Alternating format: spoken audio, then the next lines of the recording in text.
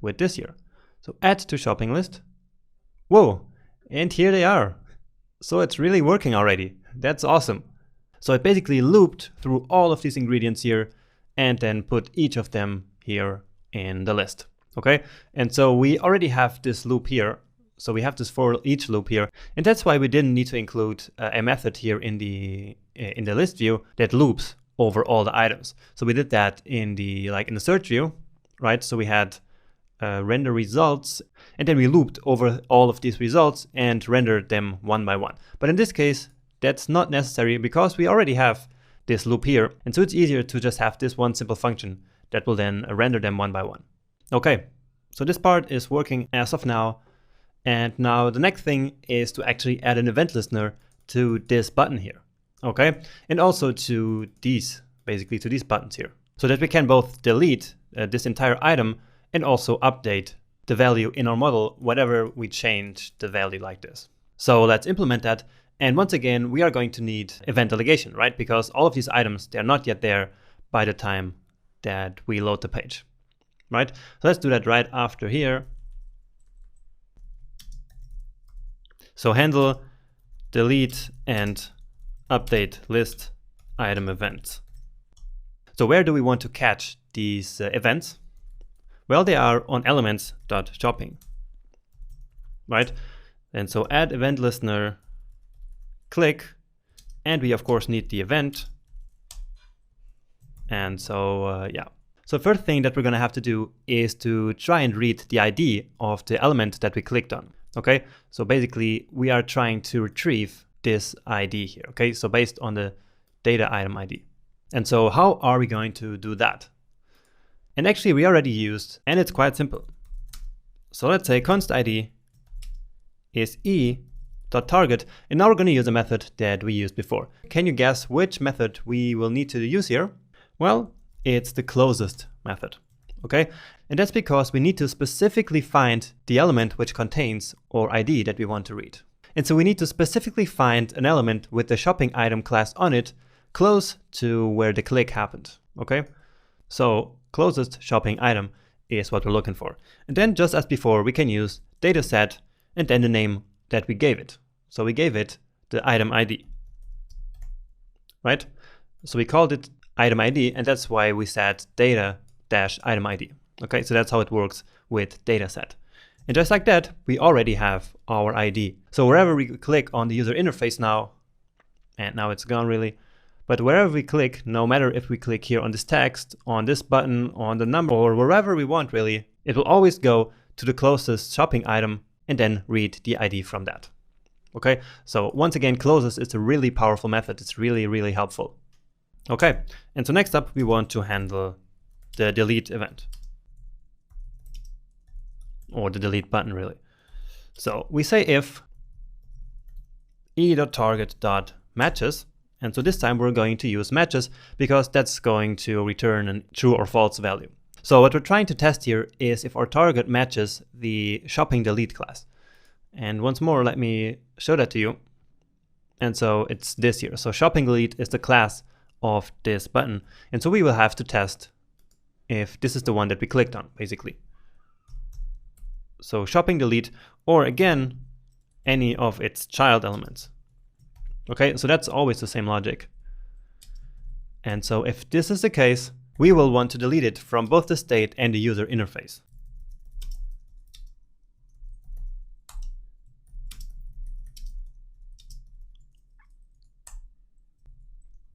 So very simple, state.list.delete item.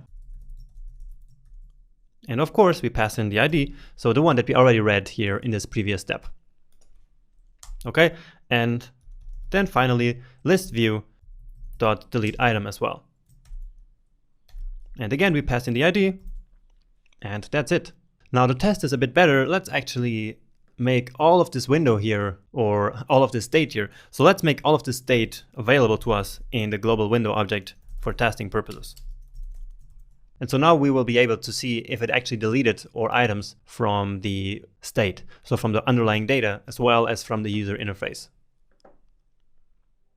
Okay, so let's use another recipe which is maybe a bit shorter with not that many ingredients.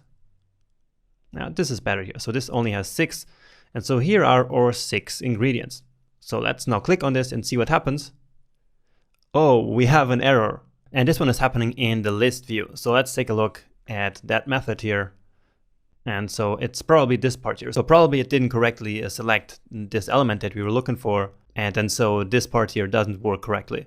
So first of all, let's actually test if there's an item.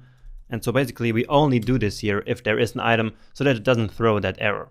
Okay, but now we also have to find out what's going on here. And I can already see the problem, which is that here it's date, where it should be data, of course. So let's try that one again now. Add everything, and now let's delete the salt, and it's gone. And now just to confirm that it's also gone from the state, let's take a look at it. So we have the recipe and the list, of course not the search, because we didn't search for anything. And so let's take a look now at the list. And indeed, we only have 5 elements and the salt is not in there. And so it actually worked. All right. And now only one more thing, which is to update this data here. Okay. So let's now quickly take care of that as well. So back here inside of this event listener, we can simply add a new else if and say e.target.matches. And let's see what we want to match this time. So list view, and it's this class here. So again, this is here the element where our count will be stored and where we can update it using these up and down arrows. So let's take this one. And in this case, we actually don't need to select any of the children because there are none. Okay, so it's just this element. And so what we need to do now is to read the data from the interface and then update it in our state. So let's call it val, standing for value, and our value will be stored in the element that was actually clicked, right? So let's say that we, and now it will be gone, or actually not. So let's say that we clicked this here. And so our target will be this exact element, right? So this input element. And if we click this one here, then the target will be this one. And so what we want to do now is to read the current value of the element that was just clicked. Okay? And what that means is e.target. So e.target is the element that was clicked. And so since this is now an input element, we can read the value property of it, which will then contain the number, so the value that is in there. Okay? So very simple. Now all we have to do is to actually parse it as a float number, because otherwise it's going to be a number, which is not what we want. All right, and now state.list.update the count, and now we have to pass in the ID and the new value. And that's it. And it's not called value, really, sorry, it's called val. Okay, but now that should be it. So handle the delete button, and now here let's say handle the count update. Okay, now just notice that we're not really listening here for an event where we update this count here, okay? And now it's gone. But anyway, we are not looking for the event where we update this number. We are just looking for the event when we click here, okay? And so, yeah, that's when the event will be triggered. So whenever you click on one of these buttons, then it will change. So let's put olive oil like here to 3. And let's then take a look at state.list. Okay, so we have 6, and let's take a look at olive oil, and here's olive oil, and yeah, it updated to 3. So awesome, it really worked. Now we can delete some of this stuff here. Let's delete all of this. Let's change this one here to -5, which doesn't make much sense, and we could change that, but well, at this point you already know how to do that, and so I'm not going to keep boring you with all this repetitive code. Okay, let's just take a look at this again. And you already see that we only have two elements now, which is -5 instant yeast and then 3 olive oil. So cool, it is working, and so we're done with this part here as well. So next up is then this likes functionality, where we can finally like some recipes and then basically add them to a list of favorites. So that's going to be the last thing that we're going to do. It's going to be a bit more difficult than this list here, but I think it's a great addition because you will learn some new cool stuff. So congratulations for making it this far, and see you in the next video.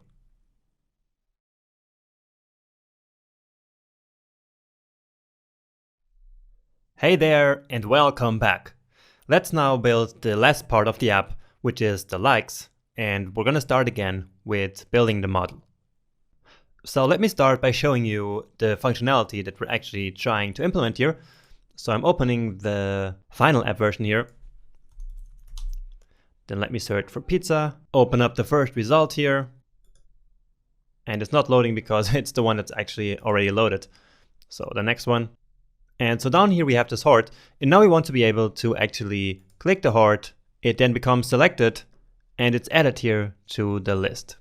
Okay, and if we move down to the next one, then we can like this one as well. And now we have both on the list. And if we come back to the first one, then the like should still be there. And indeed it is. And then we can add some more, and the list then keeps growing and growing, adding all of our elements. Okay. If we then go back to this one, we can unlike, of course, and then it moves it out here of the list, and it's no longer there, of course. So that's what we're trying to implement here, and let's start again with the model. So I'm going to call this one here likes.js. And now this one will actually be a bit similar to the list class. Okay, so we will have a list again, and in this list, instead of saving the ingredients as before, we are going to save the likes. So export default class and likes, or constructor, and again we don't pass anything into it, but we initialize it with a empty array, which is going to be stored in this.likes. Okay, and so again this is a bit similar to the list class, and so we could do the subclassing here. So just like I showed you in the ES6 section, where we can add subclasses to classes. But in this case I think it doesn't really make sense, because first, they're actually not that similar, and also they are semantically quite different. So a shopping list and a list of likes is quite a different thing. So it's not like, for example, a pizza recipe, which is still a subclass of recipe. So they are like related things. But the list of likes and the list of ingredients, well, they're kind of a different thing. Okay. Now, nonetheless, let's add the add like method here. And so again, this is a bit similar to the list that we coded up before. Now this time we are going to pass in the ID, the title of the recipe, the author, and the image. Okay, and so that is the data that we need in order to display it like this. So when we want it here in the list, we need the author, the image, the title of the recipe, of course, and then the ID, so that we can then open it up like this. So we need always to have this ID so that we can call this URL. Okay, and so that's the data that we need to save here in each individual like. So ID, title, author, and image. So let's create a like object, and an object that will contain simply all of these elements. So ID, title, author, and the image, and we will then push it to the likes array. So this.likes .push the new like.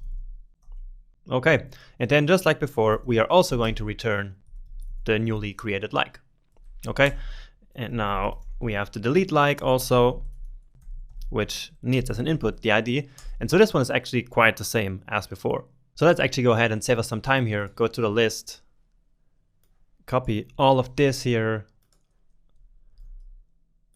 then get rid of this here. And so all we have to change really here is change it from items to likes. Okay, and then it's going to work in the exact same way. So we pass in an ID, then we find the index of that ID, and then remove the element corresponding to that ID from the likes array using the splice method.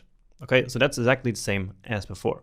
Now we also need another method here, which is the isLiked. Okay, and again we're passing in an ID, and this method here is basically to test if we have a like in our array here, which has the ID that we pass in. And this one is going to be important for this functionality here. So where we want to display this button here as either liked or not liked. So we have to know when we load a recipe if it's a liked recipe or if it's not, in order to then accordingly style this button. But you're going to see why a bit better when we start coding the controller and the view. So how can we do this? Well, we just need to try to find the index of the ID, so in a very similar way to up here again, and then see if it is different to -1. Because if the index is -1, it means that it is not there. So what we're going to return is this.likes.findIndex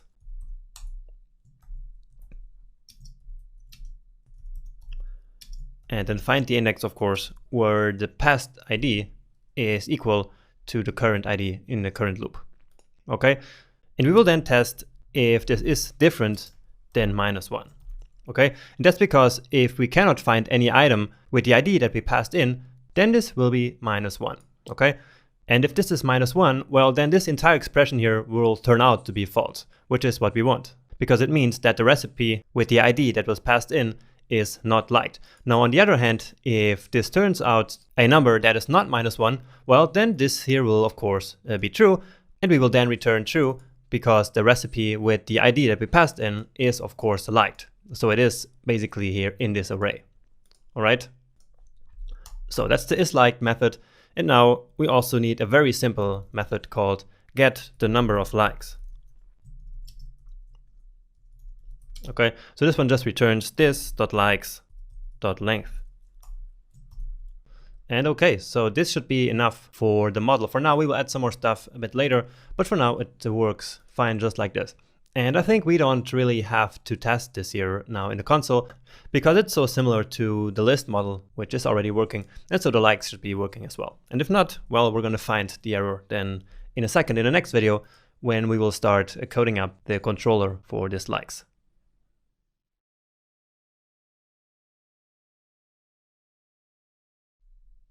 Let's quickly continue and build now the controller for the likes feature of our app.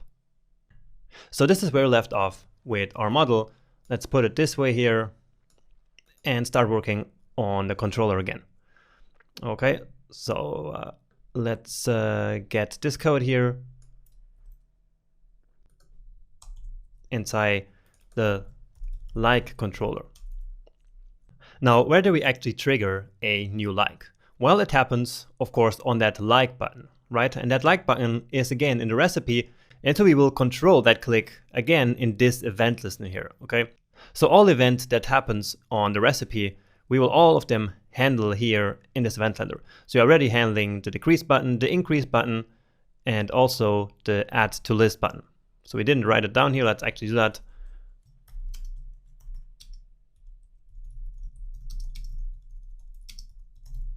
All right, so let's grab the name for the selector. So it is in recipe view, and the like is this button. So it's the recipe love class that is associated with the button. Okay, and so that's the one that we want to test for now. So else if the target matches this selector or any child element, just like before. Okay, because I think there are some childs, and yeah, of course. So this SVG here might also be where the click happens, and in that case, we want to still match the button itself. Okay, and what is going to happen in this case? Well, we want to call the like controller, which we don't have yet, but we will do it in a second. So it is simply the controller control like. Okay.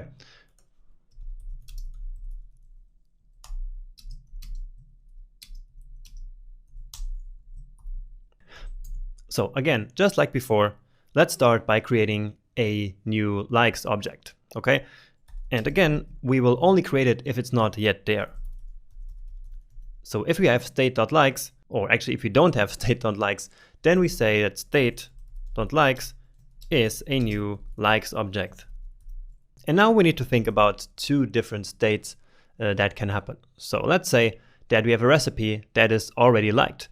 So in this case, if we hit the button, then we want to remove this recipe from the list of liked recipes. And so we want to change the underlying data model. We want to change this button here like this. And we also want it get removed from here. But if it's the other way around, so if we didn't yet like it, well, then we want it to be added.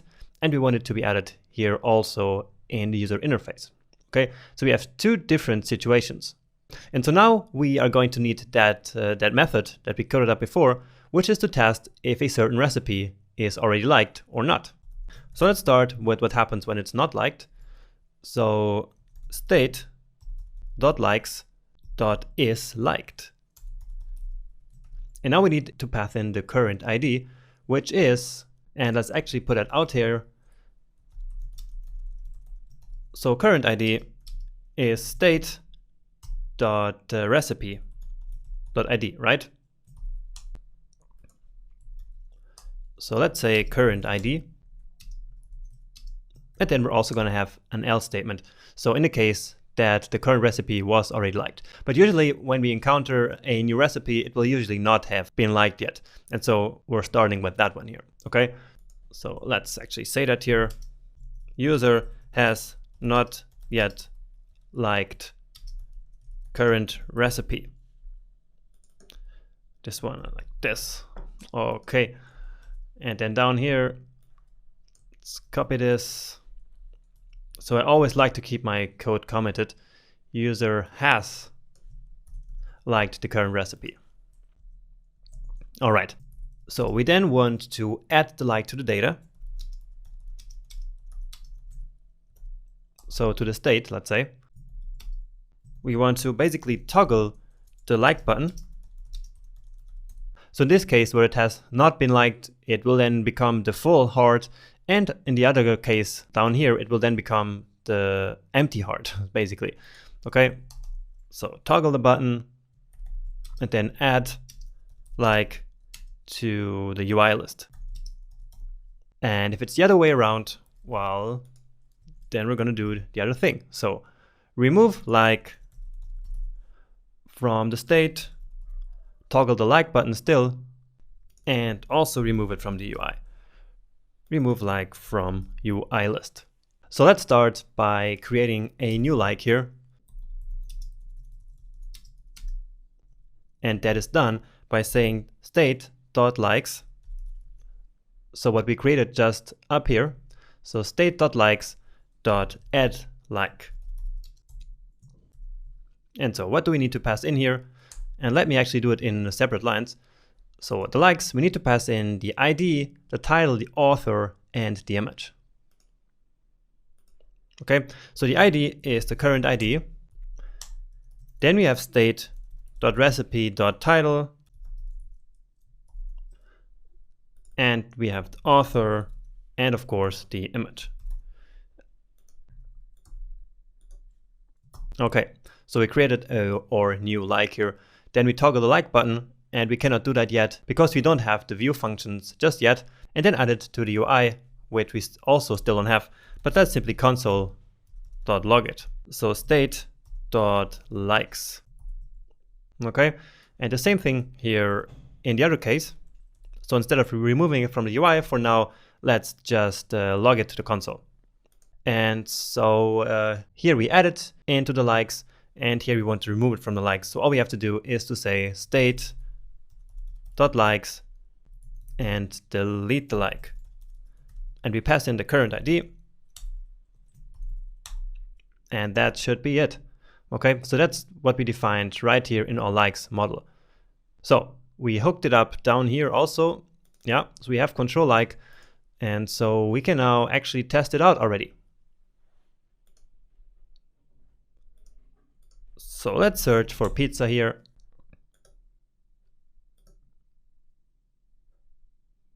And hit the like button. And we have an error.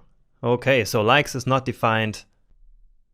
And yeah, of course, so this likes here is not defined. And that's because we didn't include the model just yet.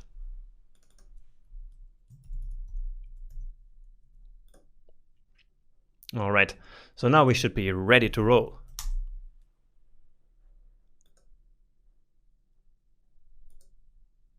Oh, we have our likes array already here. And indeed, it is the best pizza dough ever. So it's working, you see?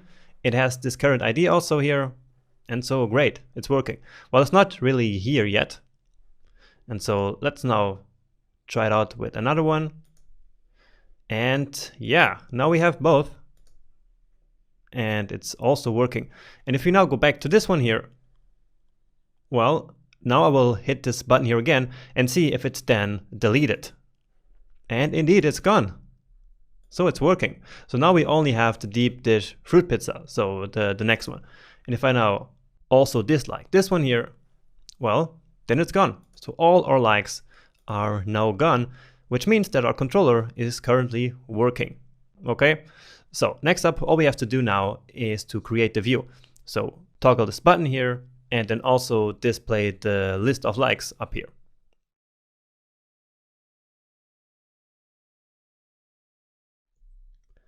And in this video, we're gonna handle the user interface for the likes. So let's create a likes view. Okay, then get this part here.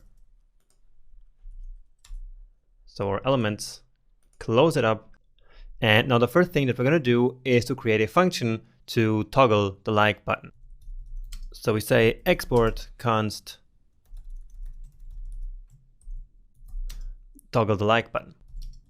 Okay, and in here we will pass the isLiked variable, so a boolean saying true or false whether the current recipe is liked or not, and we will then adjust the button accordingly.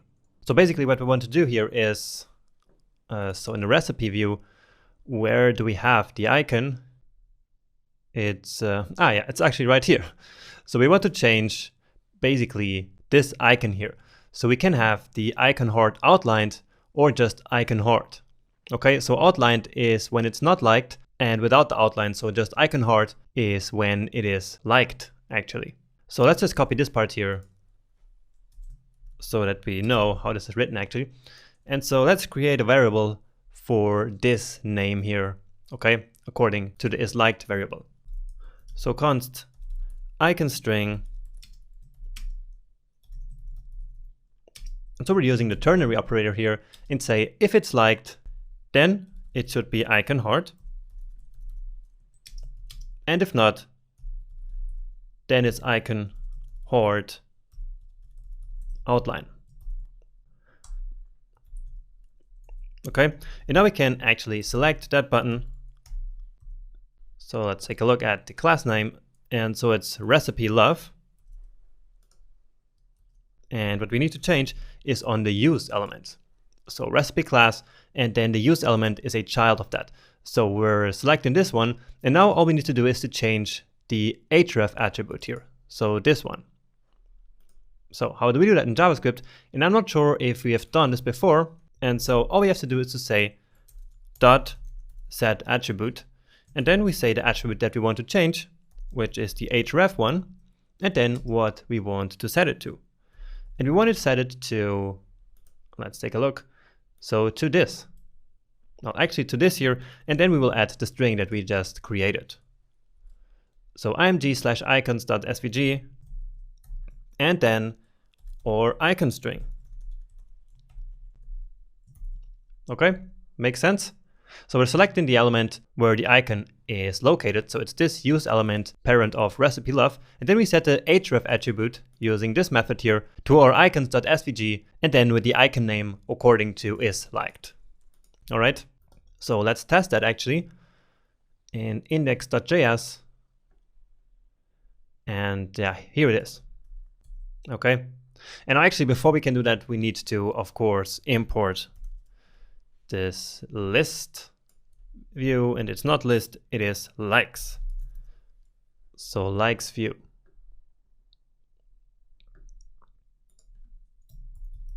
So likes view dot total like button, and now in here we pass true. Okay, so this is the case where the user has not yet liked the current recipe, and so after he likes it, then of course it should be liked, and so it's true here. Right? And then the next one is the opposite, and it will be false. Okay, so that part should now be working. And actually we can test it here, and it's working. Well, kind of, at least. It seems like one of the strings is not correct.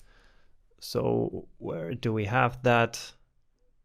So it's icon heart and icon heart outline, and should be outlined like this.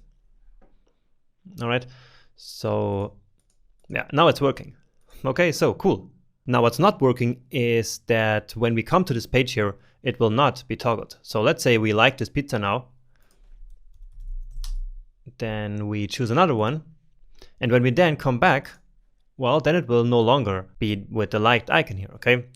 So if we now click, then it's unliked, now it's liked again. But it should be liked right from the beginning, okay? And so we need to implement that, and that will be in the recipe view, okay? So when the recipe is loaded, then we already need to know if this recipe is liked, and then display this button here accordingly. Okay, so let's open up our recipe view, and then in here, we need to not only pass the recipe, but also if it's liked. So is liked. And then we come down here to the icon, and we can then just change this here, put in a variable, and use the ternary operator.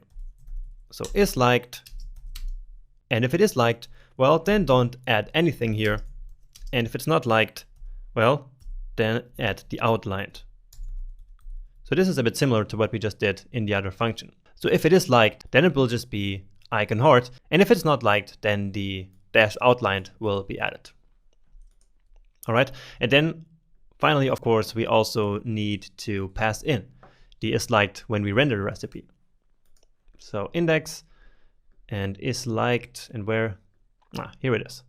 So we have state recipe, and let's now separate it into a different line. And we also need to pass in state.likes.isLiked, and then the current ID. And we have that available to us here in this function. So here is the ID actually. Okay, so the current recipe ID. And so here we test if it is liked. Okay, and so here this will then return true or false, which is what we passed into this render function. So not this one. Whoa, what's happening here? Well, anyway, so we pass it into this render recipe saying if it's liked or not. All right, so let's test it out now. And it says error processing recipe for some reason. Okay, so it means that it happens somewhere here. So let's actually also log the error to the console. Okay, so I'm not sure what's happening here because maybe something is wrong with this here, but I'm not really sure what it could be. So let's try to load this again. And so now we can see the actual error. Cannot read property is liked of undefined. So let's take a look at that. It is at control recipe. And so the problem is it's right here.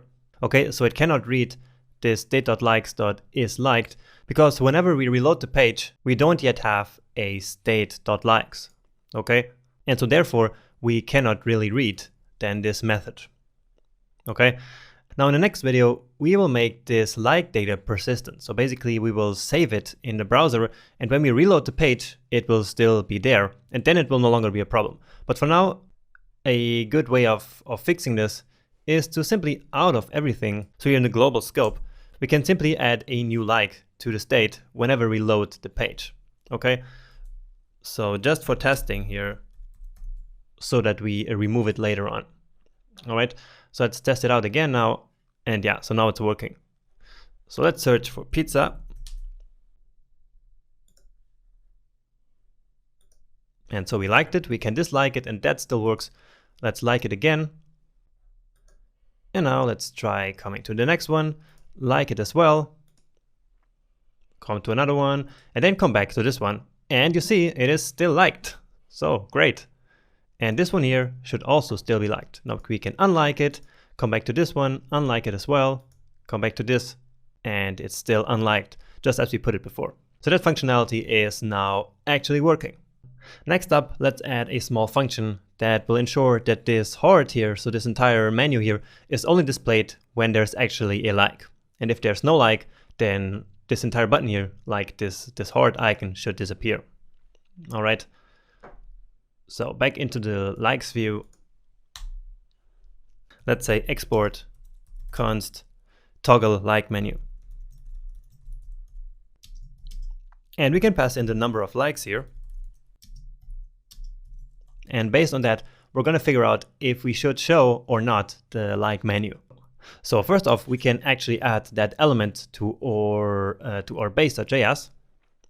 So let's take a look at the HTML, and it is right at the top. So what we're looking for is this. So this likes list here, or actually this field here. Okay, so this here is the icon, and so that's the one that we want to show or hide depending. So base.js, let's add a new one here, and I'm going to call it the likes menu.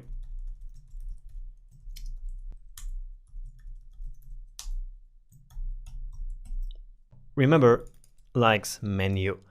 So all we have to do is to say elements.like menu, and now we can manipulate the style property.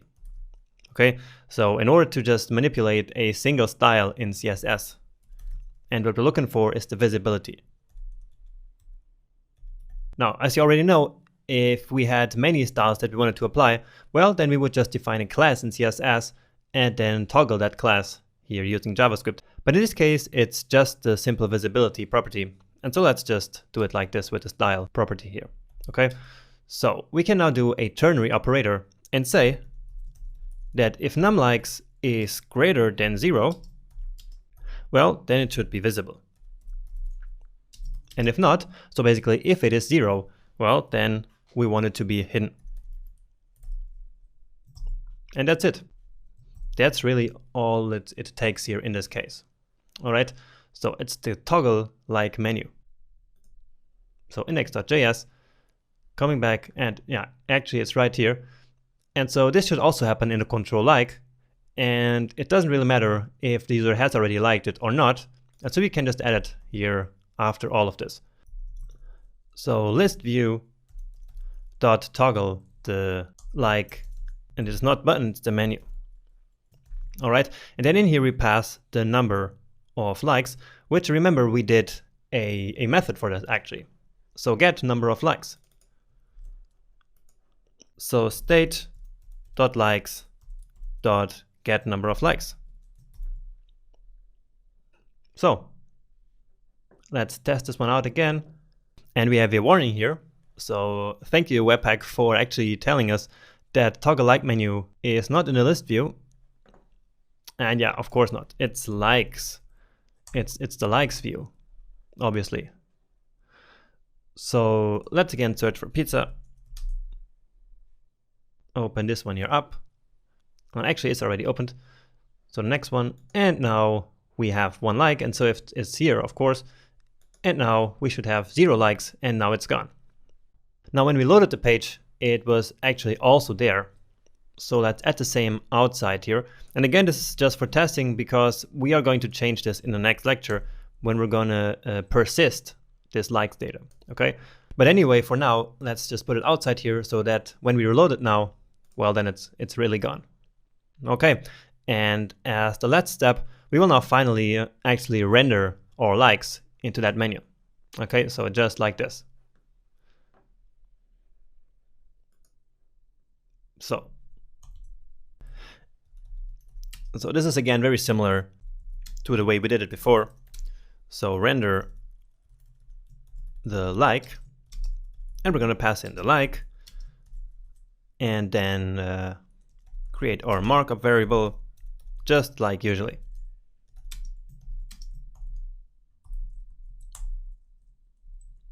Now we need to get up that markup from the HTML. So for each like, we will have this list item, and yeah, it's here. And now what do we need to put here? Well, here it's of course the ID, so like.id, and so let's grab this and copy it. Here we have the image. Here we have the title as the alternative text. Here also the title, and finally here the author. Okay, and then finally we need to insert the HTML. And so first off, let's add this here to our elements. So the likes list.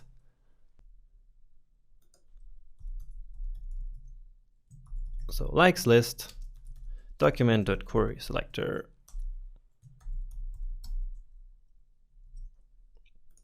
So likes list, and so elements dot likes list dot insert adjacent HTML, and again before end, and our markup. And since we're at it here, well, we don't need to test it yet. Let's first add the delete like function as well. So export delete the like, and for that we need the ID as usual. So let's select the element.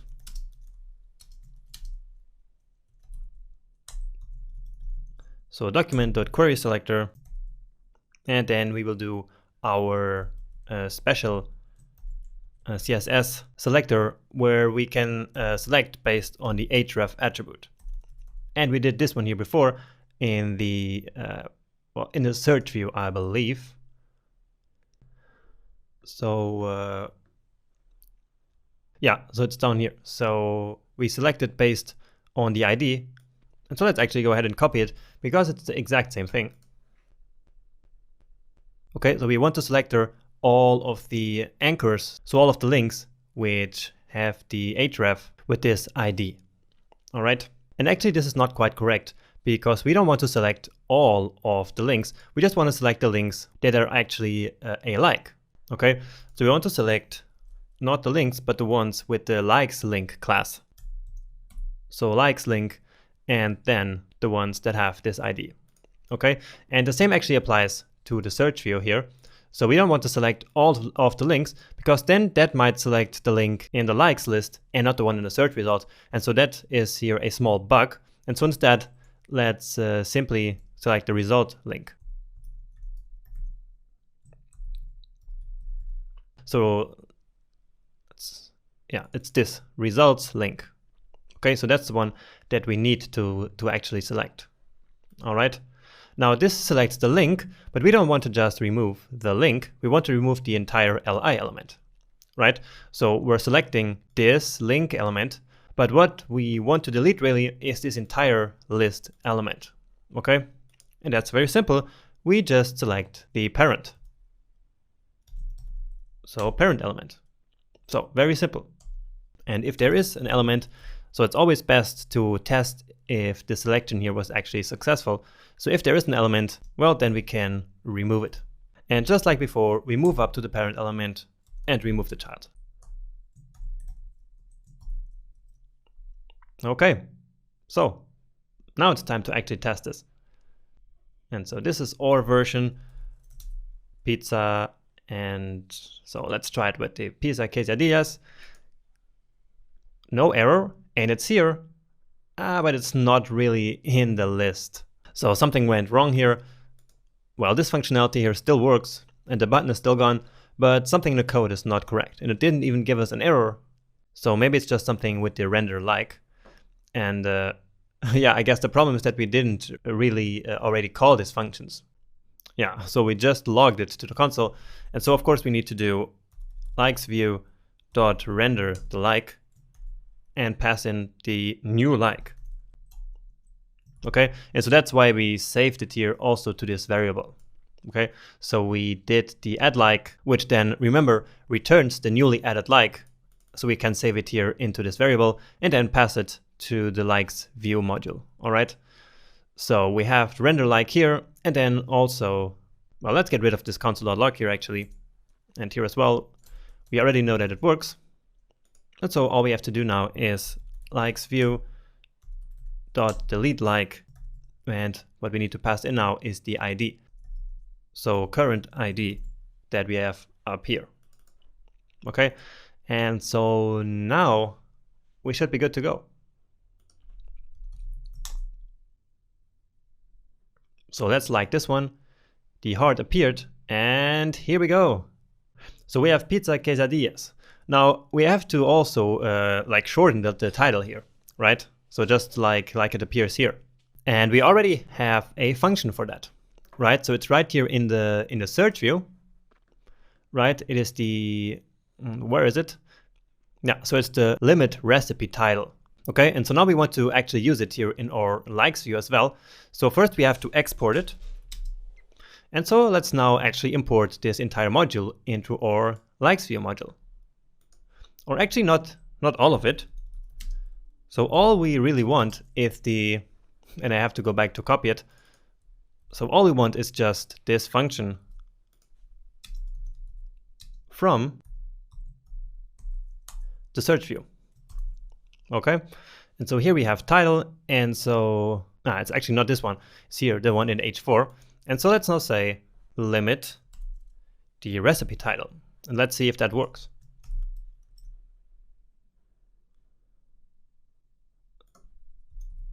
So pizza, let me like this one here already, and yeah, so now it's better.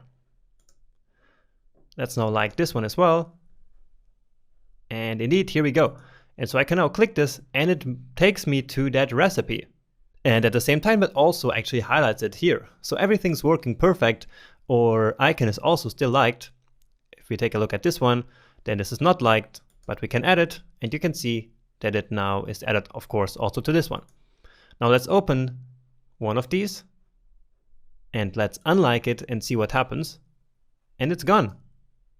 So it's working. Our functionality is now fully implemented and it works just fine. So let's delete all of them and take a look if the button actually disappears.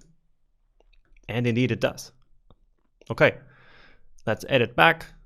And here we go. And if we now reload this, well, then it's gone. So it's no longer liked. And so what we're going to do in the next video is to actually persist this data. So basically save it in the browser.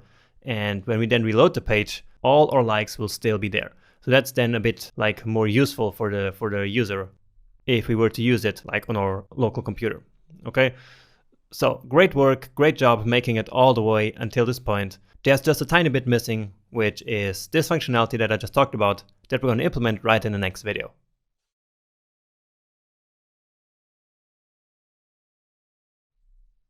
So now that the recipe liking functionality is 100% working, let's take it to the next level by persisting the likes data, so that liked recipes are kept even after we reload the page. And we're going to do that using the local storage API. So that's something completely new and really exciting, I think. And so let's get started with it. So basically, the web storage API allows us to very simply save key value pairs right in the browser. And this data will actually stay intact even after page loads. Okay, so it really stores this data right here in the browser. And before actually implementing it into the app, I want to first start testing it here in the console. Okay, just to show you how simple it actually is to use local storage. So all we have to do is to say local storage, which is basically a function that lives on the window objects, on the global object. And so it's available to us everywhere. So all we have to do is say local storage dot set item. And I should have used the tab, of course, and not the return. So set item. And then, as I mentioned, what we're going to save here is a key value pair. So similar to what we do in objects. So we can specify a key, let's say ID, for example. And this is always a string, and then a value. And also the value always has to be a string. Okay, so we cannot really save JavaScript objects or arrays or something like that in here. Well, we actually can, and we're going to see how in a second, but they still have to be always strings. So let's put some string here, it doesn't really matter. And so now we set this item into our local storage. Okay, and that's actually it.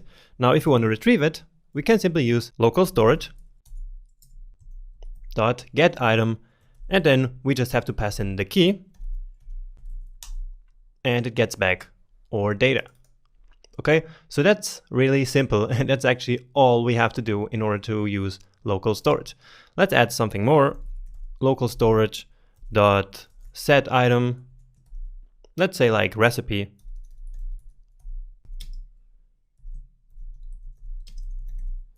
and something like tomato pasta.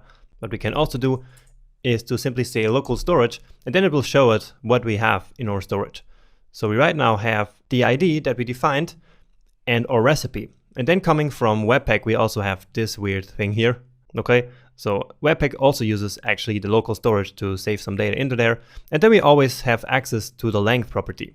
Okay, so we can always say local storage dot length, and in this case it will then return 3. Now what is so special about local storage, as I mentioned, is that the data persists throughout page loads. So let's actually reload the page, and so let's open local storage again, and our data is still there. So we have the ID and the recipe still here.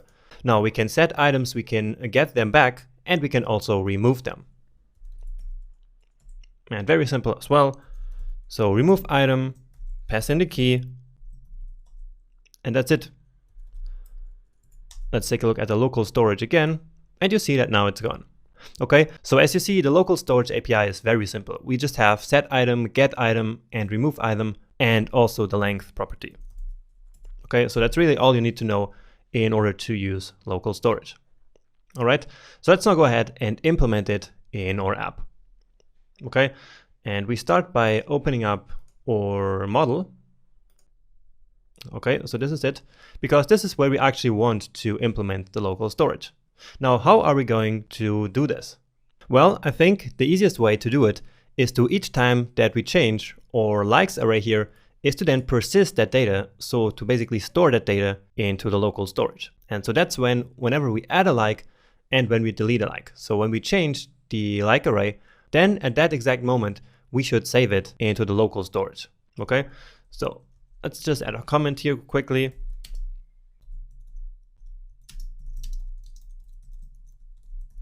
Persist the data in local storage, and then the same thing here in the delete like method. Okay, and so this is the same thing here. We will do this in both methods, and so let's add a new method that we can then call from both add like and delete like. Okay, so let's call this one here persist data.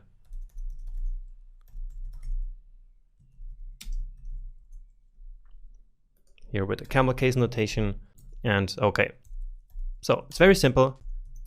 We just say set item, and we're going to call it likes. And then what we want to save here is the entire this.likes array, basically. Now remember that in here we can only save strings. So we have to convert that array into a string. So we can say json.stringify, and then this.likes. And this will basically transform it into a string here, which then later when we read the storage, we can convert it back to an array. Okay, and that's actually it. So that's all we have to do to persist our data, and now of course call it from these two methods. So persist data. Yeah, so I forgot the this. So it's a method on this exact object, and so we have to say of course this dot persist data. Okay, and let's actually test it out now. So we reload the page, and then let's now like this recipe, and now local storage, and whoa, here we actually already have all likes. So it's already stored in the local storage, and you see that it actually did convert the array into a string, and all of the objects that are inside it, well, right now it's just only one, but it still also converted all of that just into strings. Okay, and if you now go ahead and add more, let's take a look. So we have the sweet potato, and let's do it just with this first one. So we liked it, and now into the local storage here, yeah, we see that we now have both of them in here in this string. Okay, so it's important to know that it's all in the same likes key. Okay, so we only have one key which is for the likes, and then all of the likes will be stored in that single one. All right, now next up we actually need a method to read the data back from the local storage when we load a page, right? So imagine the scenario that we're reloading a page, and we then want to have access to all our liked recipes so that we can then put them here into this list, right?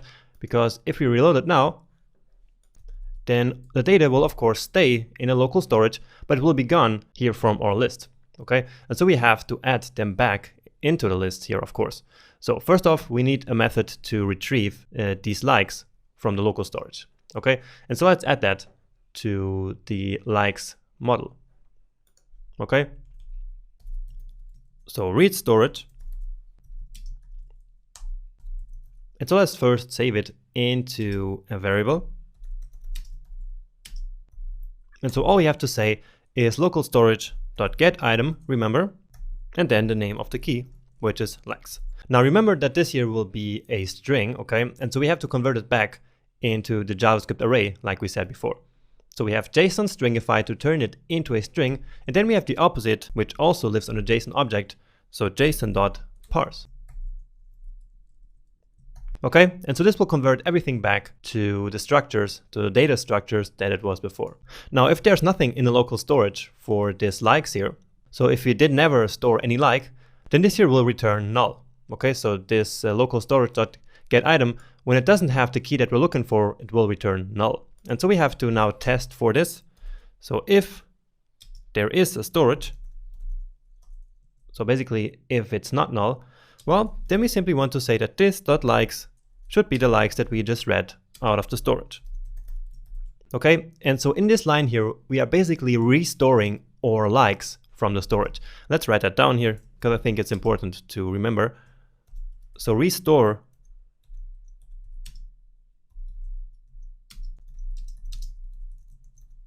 from the local storage.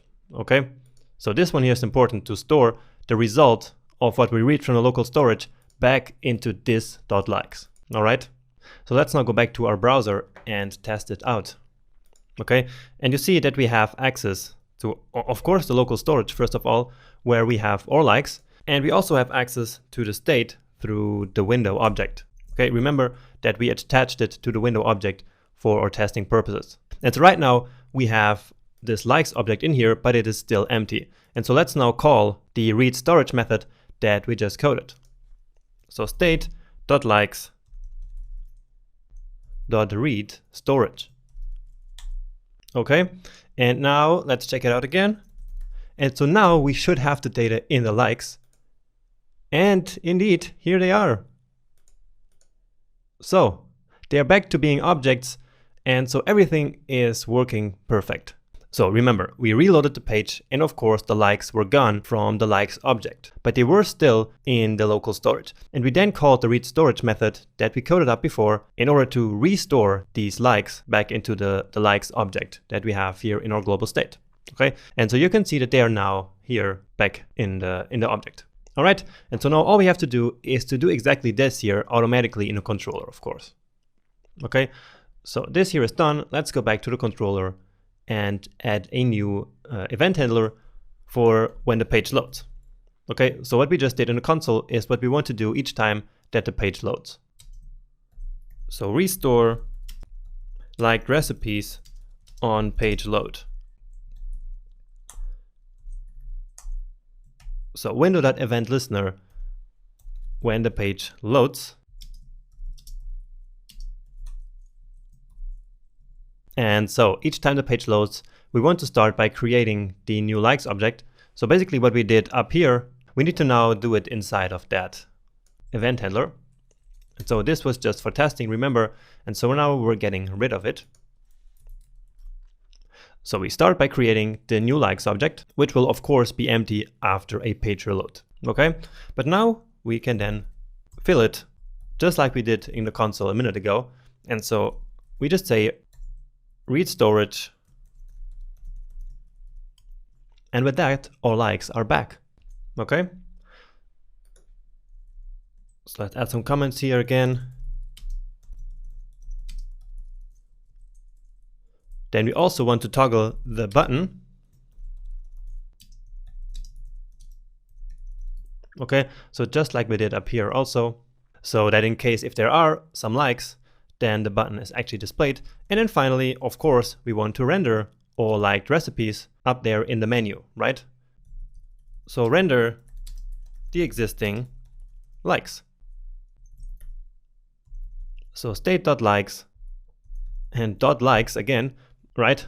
Because that's the way that we called the likes array. And so now we call for each. And so for each like, what we want to do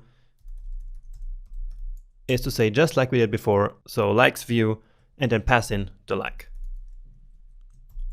And that's it. So this is the code for restoring our likes from local storage. Okay, and well, actually it's not the right code. So this is of course it's likes view dot render like. Okay, so now it's correct. So maybe you have spotted that already. Well, I did not. So anyway, this should now be working. Let's test it out. And you see, our list is up here, and both the recipes we had liked before are now there. So the best pizza dough ever, let's now unlike it. It's gone here. Let's reload the page. And you see it's still gone. So that's just perfect. Let's try it with a couple others. So let's try the deep dish fruit. It's like this one and the cauliflower. This one looks great as well, so let's like it. And of course, they're all there. If we go back to it, the like will still be displayed. And now, when I reload the page, they're all still there. And the recipe is still liked here with the, as you can see in the button, and it's also liked here. Okay, so that's it.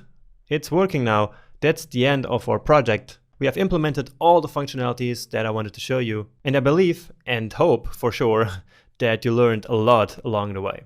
So in the next lecture, we will just have some final considerations and then really wrap up this project. So see you there in a second.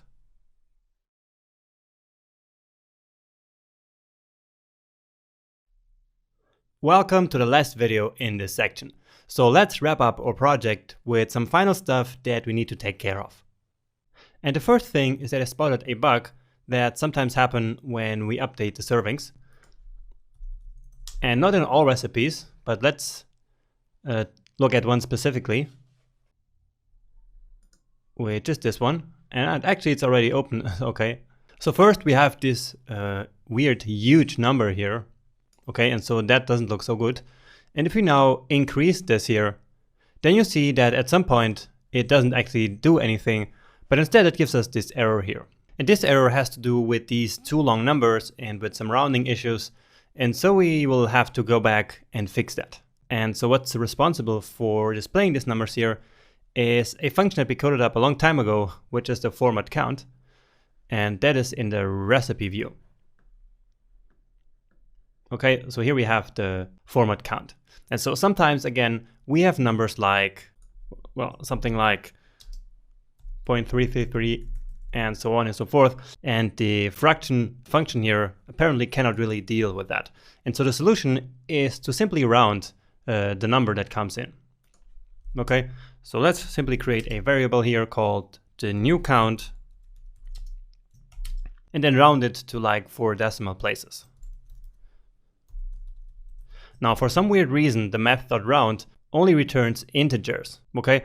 But there's a workaround for that. So if we were to pass in just count, then we would entirely lose the decimal part. But instead, we can multiply this by 10,000 in this case, because we want 4 decimal places, and then divide the result by 10,000 again. Okay, and so with that, we can still use math.round in order to have the 4 decimal places that we want. And if we want 5, well, then we can simply add another 0 here and 1 here, but that's not really necessary in this case. Okay, and so now everywhere we used count, we will simply use the new count.